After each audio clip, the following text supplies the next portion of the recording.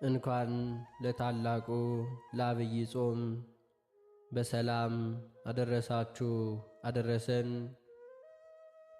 የዐቢይ ጾም የመጀመሪያው ሳምንት ዘወረደ። በስመ አብ ወወልድ ወመንፈስ ቅዱስ አሐዱ አምላክ አሜን። የዐቢይ ጾም የመጀመሪያው ሳምንት ዘወረደ ትርጉሙ ከሰማይ ሰማያት የወረደ ማለት ነው። ከሰማይ ሰማያት የወረደውን ከድንግል ማርያም የተወለደውን በጥንት ስሙ ወልድ ቃል በኋላ ስሙ ደግሞ ኢየሱስ ክርስቶስ አማኑኤል የተባለውን ሰው የሆነውን አምላክ ለማመስገን ርቱ ከሰማይ ሰማያት መውረዱን ለመዘከር የሚጾም ጾም ነው።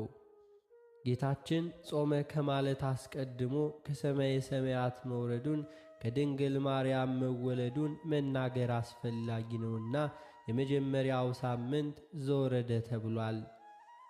አንተ በሰማይ አለ በምድርም በባሕርም በየብስም አለ የተባለውን በሰማይ በምድርም ምሉ የሆነውን አምላክ ወረደ መጣ ብሎ መናገር ሰው ሆነ ማለት ነው። ሰው ሆኖ መገለጡን ለማስረዳት ነው እንጂ መውረድ መውጣት የሚባል ቃል በሁሉም ምሉ ለሆነው መለኮት አይስማማውም።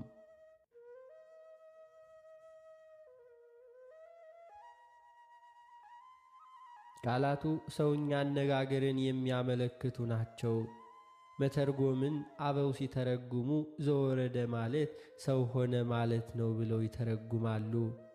አምላካችን ሰው ከሆነ በኋላ መጣ፣ ሄደ፣ ወረደ፣ አረገ የሚሉ ቃላት ይስማሙታል። ምልአቱን ሳይለቅ በሰው አካል ተወስኖ ታይቷልና። ስለዚህም ወረደ እግዚአብሔር ሰው ሆኖ መገለጡን፣ አረገ ደግሞ የሰውነቱን ሥራ ፍጻሜውን መፈጸሙን ያሳያል። አረገ ስንል ቀድሞ በሰማይ የለም ማለታችን አይደለም። አምላካችን ኢየሱስ ክርስቶስ በመለኮቱ በዓለሙ ሁሉ ምሉ ነውና።